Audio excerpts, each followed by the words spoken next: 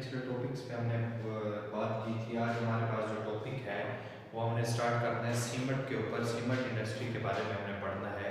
इससे पहले हमने फर्टिलाइज़र के बारे में पढ़ा था, जिसके अंदर हमने डिफरेंट किस्म की फर्टिलाइज़र पे बात की थी, जिसके अंदर हमने नाइट्रोजीनियस फर्टिलाइज़र, फॉस्फेटिक फर्टिलाइज़र और पोटाशियम फर्टिलाइज़र पर बात की थी।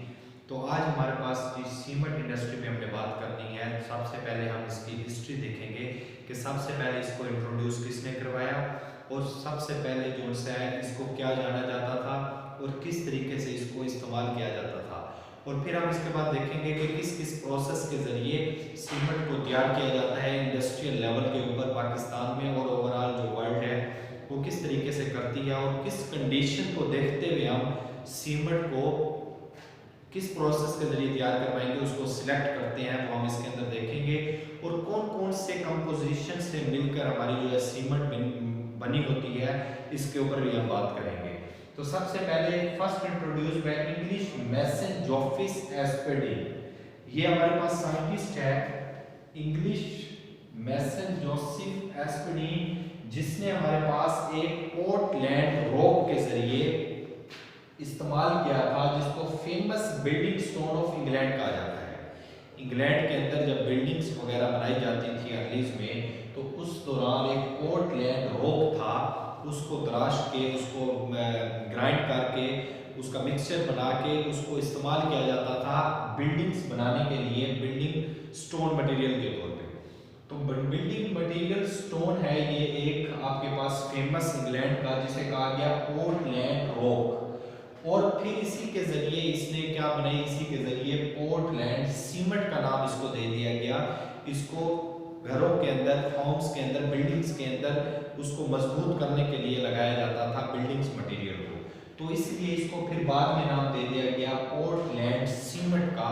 तो अर्लीज के अंदर आपको हिस्ट्री के अंदर ये पता चल गया कि आपके पास जो इंट्रोड्यूस सबसे पहले करवाई वो इंग्लिश मैसन जोसेफ एस्पेडिन था, जिसके पास एक पोर्टलैंड रॉक के जरिए, पोर्टलैंड रॉक क्या है, पोर्टलैंड रॉक आपके पास एक फेमस बिल्डिंग स्टोन है इंग्लैंड का, जिसको नाम दे दिया गया पोर्टलैंड सीमेंट। अब हम डेफिनेशन की तरफ आए तो हम सीमेंट की डेफिनेशन पे बात करते हैं कि सीमेंट को हम अगर डिफाइन करना चाहें तो हमारे पास है intimate mixture of calcareous and argillaceous material is called cement.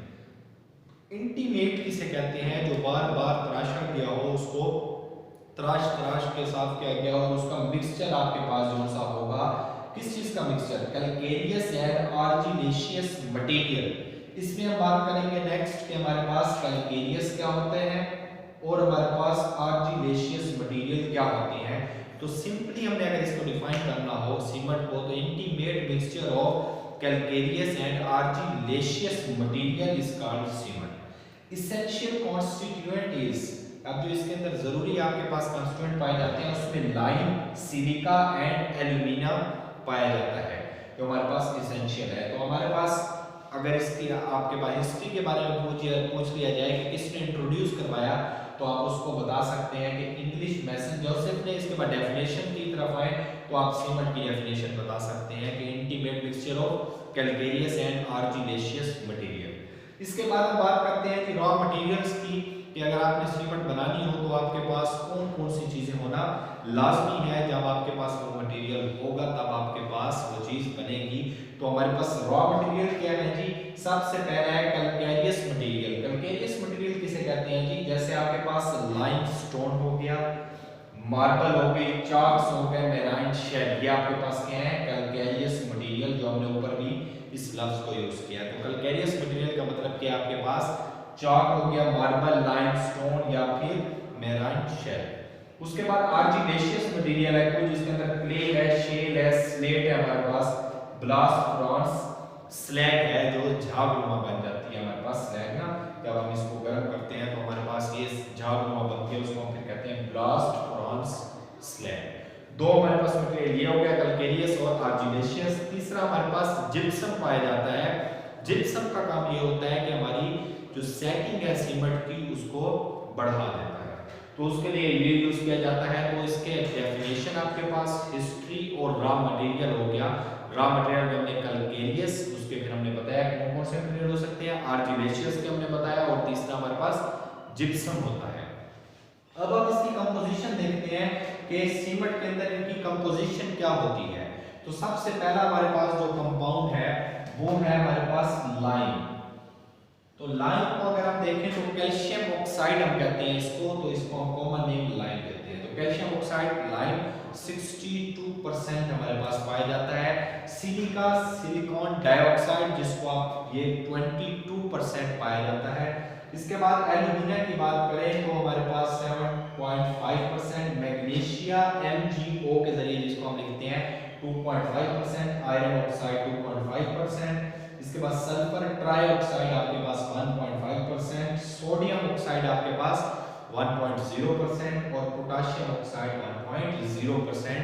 ये आपके पास इसकी कंपोजिशन होगी सीमेंट की, जिसके अंदर lime, silica, alumina, magnesia, iron oxide, sulphur trioxide, sodium oxide और पोटेशियम ऑक्साइड हमारे पास पाए जाते हैं, ये इसकी कंपोजिशन में। इसके बाद मैन्युफैक्चर प्रोसेस ऑफ सीमेंट हमारे पास है। तो सीमेंट को बनाने के अपने प्रोसेस पे हमने डिटेल से बात करनी है। तो हमारे पास दो किस्म के प्रोसेस पाए जाते हैं, एक ड्राई और दूसरा वेट प्रोसेस पाया जाता है। और ये हम सिलेक्ट किस तरीके से करते हैं, ये हम क्लाइमेट देखते हुए करते हैं कि हमने वेट प्रोसेस यूज करना है या फिर ड्राई प्रोसेस यूज करना है। वेट प्रोसेस जो पाकिस्तान में कॉमनली यूज किया जाता है क्लाइमेट की वजह से, क्योंकि यहाँ पर ज्यादातर गर्मी पड़ती है, गर्म इलाके हैं, जिसकी वजह से हमारे पास जो सीमेंट बनाई जा रही होती है वो वेट प्रोसेस के जरिए बनाई जा रही होती है। वेट प्रोसेस को हम अपने नेक्स्ट लेक्चर में डिटेल से डिस्कस करेंगे कि वेट प्रोसेस में हम सीमेंट को किस तरीके से प्रिपेयर करते हैं। तो choice of wet and dry process, ये एक शॉर्ट क्वेश्चन बन सकता है कि आप किस तरीके चॉइस करते हैं कि वेट प्रोसेस के जरिए आपने सीमेंट बनानी है या फिर ड्राई से। तो physical condition of raw material सबसे पहले आप देखते हैं कि आपको रॉ मटेरियल कौन कौन सा इजीली मिल सकता है और आप उसको इजीली यूज कर सकते हैं।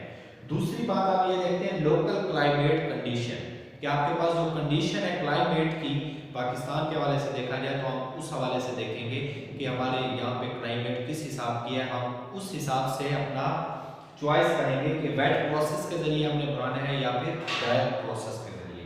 तीसरी जो लास्ट हमारे पास है वो है हमारे पास प्राइस ऑफ फ्यूल। हमने प्राइस ऑफ फ्यूल भी देखना है जो कि एक जरूरी हिस्सा है, जिसके जरिए हमें ये पता चलेगा कि हमारे ऊपर कॉस्ट कितनी आनी है। तो प्राइस ऑफ फ्यूल देखते हुए और ये देखते हुए कि वहाँ पे फ्यूल की मौजूदगी भी आपके पास है या नहीं है। अगर आपके पास फ्यूल मौजूद है और उसकी प्राइस भी आपके पास एक दरमियानी किस्म की है जिसे आप अफोर्ड कर सकते हैं इंडस्ट्री लेवल पे, क्योंकि एक तो आपने सीमेंट की कोई बैग नहीं बनाना बल्कि काफ़ी सारे बैग्स बनाने होते हैं, तो उस सिस्टम को देखते हुए आप चॉइस करते हैं कि वेट प्रोसेस या फिर ड्राई प्रोसेस आपने सिलेक्ट करना है। तो तीन कंडीशन, एक फिजिकल कंडीशन आपने देखनी है, दूसरा क्लाइमेट आपने देखनी है और तीसरा आपने प्राइस ऑफ फ्यूल देखते हुए सिलेक्शन करनी है। इसके बाद नेक्स्ट टॉपिक हमारा वेट प्रोसेस पे होगा। इंशाल्लाह नेक्स्ट लेक्चर के साथ मिलेंगे। अल्लाह हाफिज़।